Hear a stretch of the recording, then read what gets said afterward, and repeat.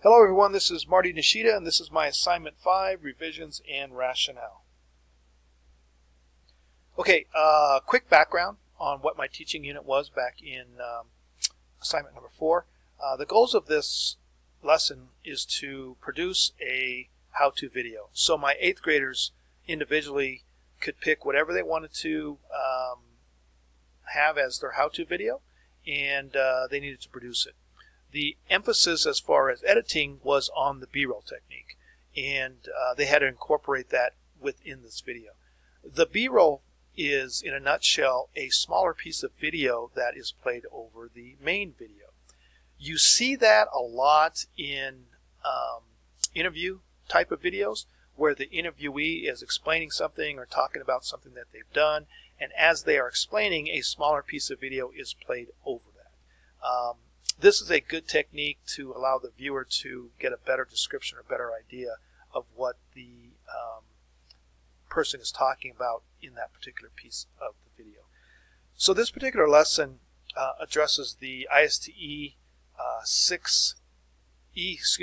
E6C standard, which is create a learning opportunity that challenges students to use the design process. So not only do my students have to go through a design process just to produce a video, but they also now have to figure out how am I going to incorporate the B-roll editing technique. Do the tasks yield appropriate evidence of the identified understandings?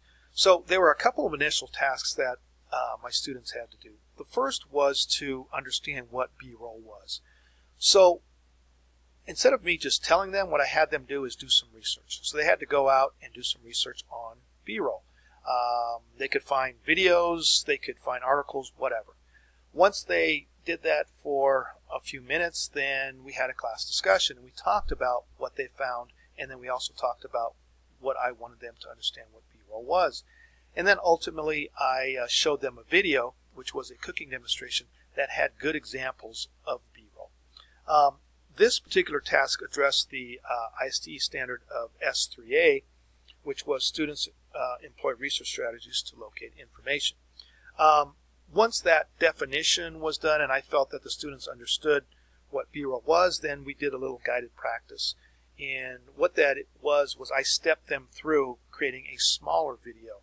And what they did for that was they needed to film themselves describing a fellow student in class. Once they did that, minute tops, then they would then go and film that particular student for about 10 to 15 seconds. Then through our video editor, which was WeVideo, the application that we use, then they would go ahead and create a short video that incorporated B-roll. Now, if I had to do everything over again, what I would change would be to actually step them through WeVideo on how to incorporate B-roll. Because even through their definition research, even through our class discussions, and even through the video that I showed them, and then also explaining to them how they would do it in WeVideo, they still didn't really grasp what B-roll was. So I felt that if I went through and actually showed them in the video editor how to do that they would get a better understanding of what B-roll was. Do the tasks involve a complex real-world application of the identified knowledge, skill, and understandings? Yeah, there are two real-world applications. The first is the planning, scripting, and the storyboarding. This addresses the ISTE standard of S4A, which students know and use a design process. Planning, scripting, and storyboarding, in my opinion, when it comes to videos or even any type of project, is so important. Students just want to jump in and start working on it, where if they do that, they have no idea where they're going. When they plan and script, they have a roadmap, and then it allows them to be more efficient when they go out and actually do the project. The other task would be the filming, editing, and publishing. And for those of you who have ever done any type of video editing, you understand that being able to know what you're going to film, how you're going to film it, what clips you need to do is super important. The editing is also important. Students often don't realize how long editing takes, and if you do a good job in editing, that usually translates into a quality video. are a variety of appropriate assessments used to provide additional evidence of learning. So there were 3 areas of assessment within this particular lesson. The first was the guided practice short student description video. Even though this wasn't the main video that they were going to do, whatever they produced, I did look at it and I graded it and gave them some credit. The second area for assessment was the script or the plan and the storyboard.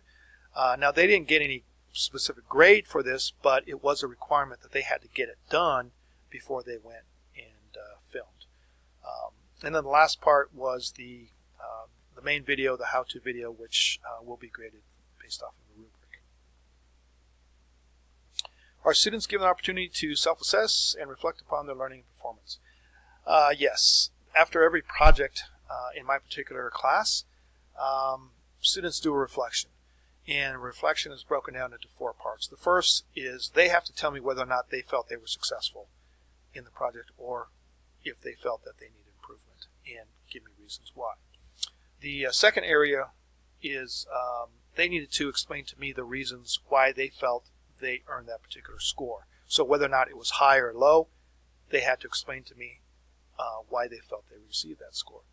The third area was they had to, depending on whether or not they felt the project was a success or they needed improvement, they needed to tell me what they would continue to do in order to get good grades or get good project scores, or they needed to identify with me what they needed to change in order to give them better scores on the next project. And then the last area was the questions and comments, which I always like because I get some interesting stuff there. So those are my references for my IST standards, and that's pretty much it for my video. One thing that I do want to let the class know is that this project is not done. Presentations will begin on May 1st, so I'm definitely looking forward to see what my students have produced. All right, thanks a lot.